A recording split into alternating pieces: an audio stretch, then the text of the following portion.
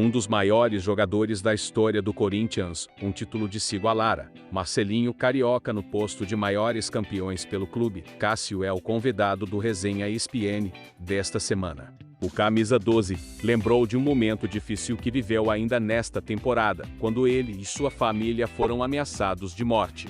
O lamentável episódio aconteceu em abril desse ano depois que Shanara Saku, esposa do jogador, rebateu torcedores que pediam a saída do goleiro do clube, chamando-o de ingrato e sem vergonha, nas redes sociais.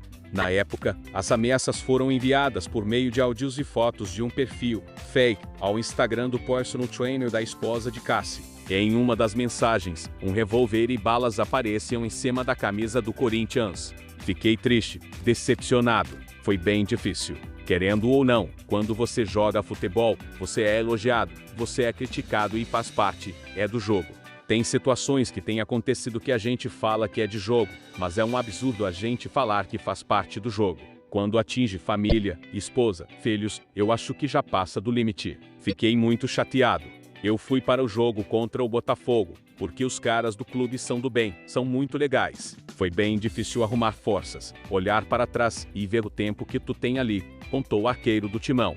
Cássio prestou depoimento na ocasião. Os autores foram identificados e responderão ao crime de ameaça. Durante o resenha, o goleiro alertou que situações como essa não podem ser normalizadas no futebol.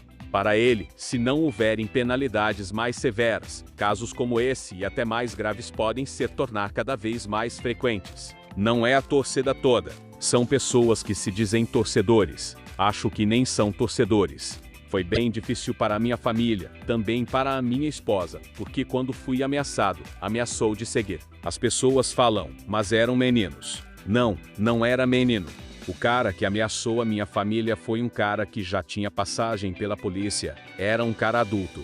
Hoje em dia, pelo que está acontecendo no futebol, eu não duvido de mais nada. Se a gente não for mais severo, o pessoal não for mais severo, logo vai acontecer uma coisa mais grave, concluiu. Cássio está completando sua 10ª temporada no Timão e já levantou 9 taças com a camisa alvinegra, uma a menos do que o Pé de Anjo. Um dos pilares do sucesso na temporada de 2017, quando o Corinthians conquistou o último título do Campeonato Brasileiro. O desempenho em clássicos tem sido um verdadeiro pesadelo para a equipe em 2022.